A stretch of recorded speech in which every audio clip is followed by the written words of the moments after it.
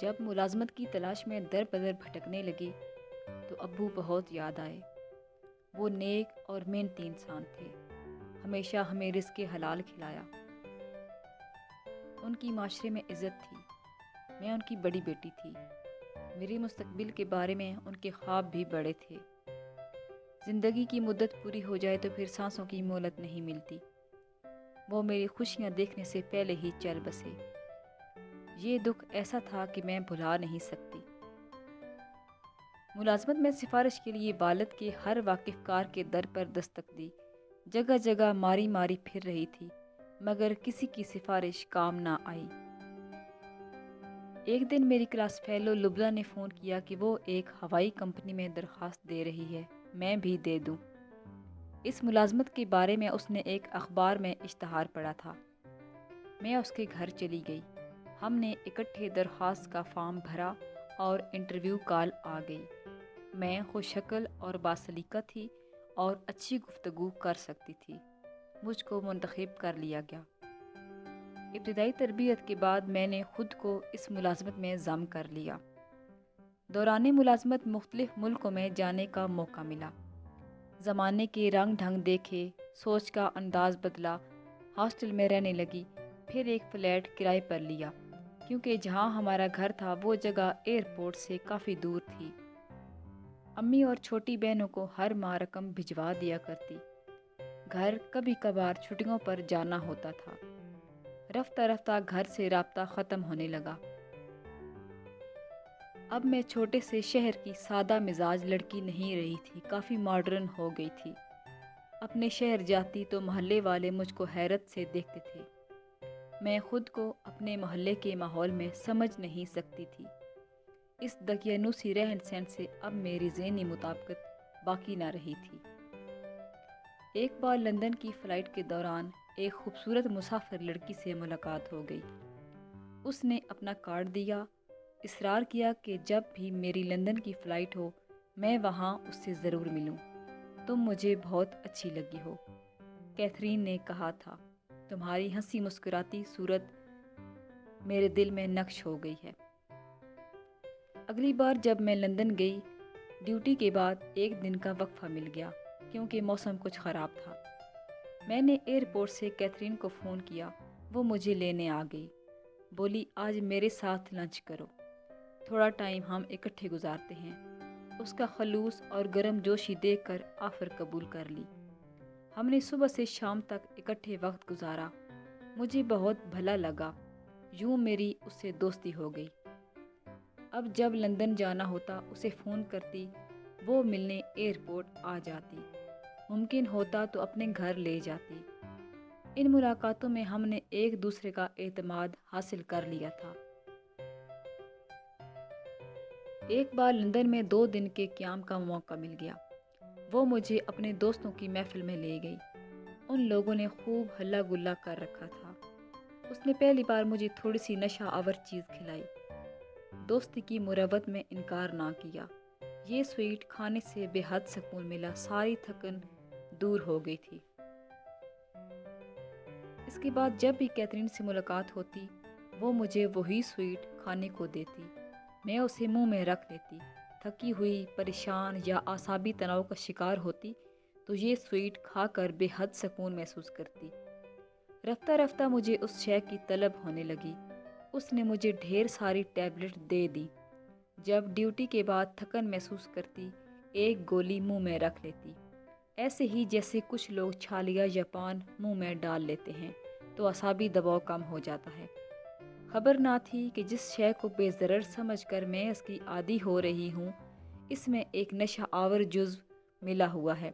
Catherine نے مجھے اس کا عادی بنا کر اپنا محتاج کر لیا تھا۔ اب جب بھی ہمارا جہاز لندن ایئرپورٹ پر لینڈ کرتا، میں اسے فون کرتی، وہ خاص سویٹ بھی لیتی آتی۔ وہ اس ٹیبلٹ کو سویٹ ہی کہتی تھی۔ اس بار جب وہ ملنے آئی، اپنے ساتھ سویٹ کے علاوہ ایک پیکٹ بھی لائی۔ کہا کہ یہ ایئرپورٹ پر ایک دوست کو پہنچانا ہے، احتیاط سے لے جانا، کسی کی گرفت میں نہ آئے۔ وہ میری اچھی دوست تھی، مجھے اس پر اعتماد تھا۔ سو میں نے جواب دیا، بے فکر رہو، میں احتیاط کروں گی اور تمہارے دوست کو ہی پہنچاؤں گی، ہمارا سامان حفاظت سے ہی جاتا ہے۔ میں تو سمجھی تھی کہ ایک باری یہ تحفہ اپنے دوست خاص کو بھجوا رہی ہے، لیکن اس نے تو پھر وتیرہ ہی بنا لیا۔ تو میں کھٹکی، اس کے نمائندے مختلف ملکوں میں تھے اور وہ نشہ آور کچھ پیکٹ میرے ذریعے انہیں بھجوا رہی تھی۔ اسے تو کافی مالی فائدہ ہو رہا تھا، مگر یہ ایک خطرناک کام تھا جو دوستی کی آڑ میں وہ مجھ سے کروا رہی تھی۔ اس کے ساتھ ہی جو سوئٹ وہ مشغلاً مجھے دیا کرتی تھی، اب اس میں نشے کی مقدار بڑھا دی تھی، جس سے میرے اعصاب چھل رہنے لگے۔ مجھ کو محسوس ہونے لگا تھا کہ اب میں کوئی کام حاضر دماغی محنت اور خوش اسلوبی سے انجام نہیں دے سکتی۔ میں اب اس کی دی ہوئی یہ سویٹ کھانا نہیں چاہتی تھی، لیکن کھائے بغیر رہ بھی نہ سکتی تھی۔ سوچا کہ جب کام کے قابل نہ رہی نوکری چھوڑ دوں گی، لیکن تھکن اتارنے کو سکون اور کوئی شے کھانا اب میرے لیے ضروری ہو گیا تھا۔ میں نے اس گولی کو منہ میں رکھنا ترک نہ کیا۔ ہاں، اپنا بینک بیلنس بڑھانے کی صحیح کرنے لگی تاکہ اگر ملازمت چھوڑ دوں تو بعد میں تکلیف نہ ہو۔ تاہم اب میری چھٹی حس خبردار کرنے لگی کہ میں نے اگر کیتھرین کے ان پیکٹوں سے جان نہ چھڑائی، ضرور مجھ پر کوئی مصیبت آ جائے گی۔ اپنی حالت کا بخوبی اندازہ ہو چلا تھا۔ میں زیادہ محنت نہیں کر سکتی تھی۔ جسم کی رگو پے میں غنودگی گھلنے لگی تھی اور خطرے کی گھنٹیاں میرے سارے وجود میں بجنے لگی تھی۔ اپنی ڈیوٹی بھی خوش اسلوبی سے انجام نہ دے پا رہی تھی۔ آخر مجھے کیتھرین سے معذرت کرنی پڑی کہ میں اب مزید اس کے کام نہیں آ سکتی، کیونکہ مجھ میں وہ پہلے جیسی ہوشیاری نہیں رہی ہے۔ میرا جسم ٹوٹا ٹوٹا سا رہتا ہے۔ ایسا نہ ہو کہ کسی دن مجھ سے کوئی غلطی سرزد ہو جائے، تب نوکری بھی جائے گی اور عزت بھی۔ میں سمجھ رہی تھی کہ میری دوست میری معذرت کو سنجیدگی سے لے گی، مگر اس نے میری بات کو سنجیدگی سے نہ لیا اور اصرار کرنے لگی کہ تمہیں ہر صورت میرا یہ کام کرنا ہی ہوگا۔ میں نے پیکٹ لے جانے سے صاف انکار کر دیا تو اس نے دھمکی دی کہ اگر تم نے میرا کام نہ کیا تو تمہاری شکایت حکام سے کر دوں گی اور تم پھنس جاؤ گی، لہٰذا کچھ عرصہ اور تم میرا کام جاری رکھو۔ میری بھی بقا کا مسئلہ تھا۔ اندازہ ہو چکا تھا کہ وہ دوست نہیں ہے، دوستی کی آڑ میں کچھ اسمگل کروا کر مالی فائدہ حاصل کر رہی ہے۔ اس نے زیادہ مال لے جانے پر مجھے بھی پرکشش مالی منافعت کی پیشکش کی۔ میں نہ مانی، کیونکہ مجھے ملازمت کے ساتھ اپنی عزت بھی عزیز تھی۔ کوئی حل نہ سوجا۔ سوچا کہ چند دن اور اس کا کام کرتی ہوں، اس دوران کسی سے مدد کے لیے صحیح کروں گی تو ہی اس شاطر عورت سے جان چھوٹے گی۔ پریشان رہنے کی وجہ سے اب مجھ سے غلطیاں سرزد ہونے لگیں۔ مسافر میری شکایت کرنے لگے، ساتھ ہی لڑکیاں اور لڑکی بھی میرے رویے میں غیر معمولی تبدیلی کو محسوس کر رہے تھے۔ بہت کوشش کرتی کہ جیسے پہلے جیسی خوش اخلاقی اور تندہی سے اپنا کام سر انجام دے سکوں، مگر کوئی کام بھی میرے بس میں ہوتا نظر نہیں آتا تھا۔ ساری توانائی ریزہ ریزہ ہو رہی تھی۔ دعا کرتی کوئی ایسا ساتھی مل جائے جو مجھے تحفظ اور سہارا دے اور ان عذابوں سے نجات مل جائے۔ ایک فلائٹ پر احسن نامی ایک مسافر نے مجھے پرشوق نگاہوں سے دیکھا۔ مجھے بھی اس میں کشش محسوس ہوئی۔ وہ پہلا مسافر تھا جس نے اپنا کارڈ دے کر بعد میں رابطے کو کہا، تو میں نے حامی بھر لی۔ جب آف ڈے آیا تو احسن کو فون کیا اور ہم ملے۔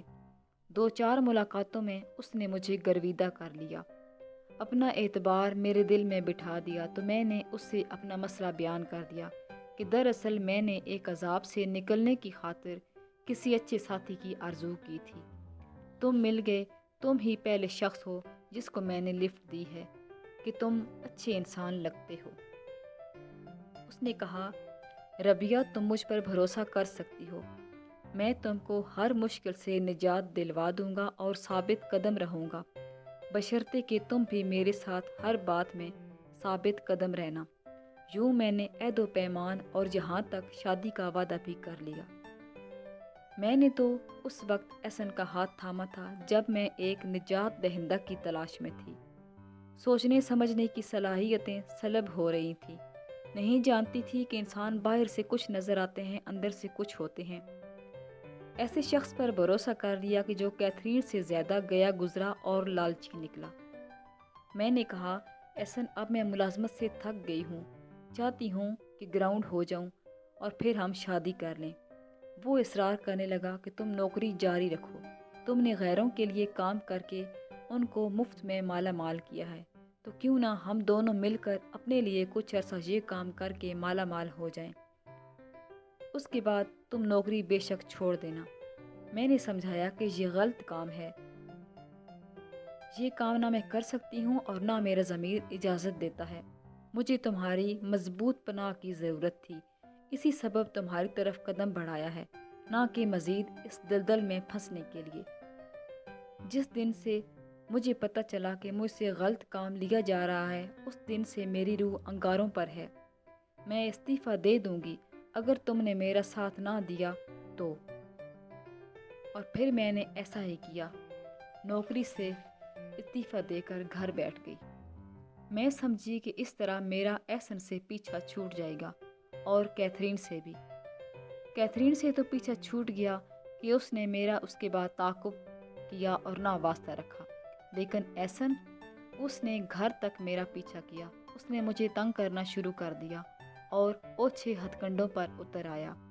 जिस तहफ़्फ़ुज़ का मैंने ख्वाब देखा था वो चिकना चूर हो गया।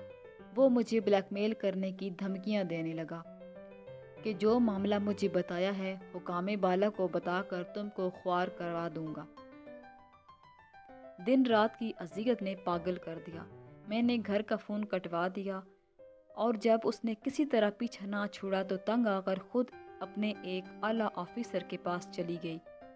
उनको अपने इस्तीफ़ा देने की वजह बताकर इस्तदा की कि अनजाने में मुझसे चंद बार गलती हुई कि एक दोस्त समझकर पैकेट की सूरत में उसके तोहफे उसके दोस्त को पहुंचाए, मगर जब गलती का एहसास हुआ तो नौकरी छोड़ दी। एहसन का भी बताया कि उसका सहारा लेना चाहा, मगर वो मेरे पीछे पड़ गया।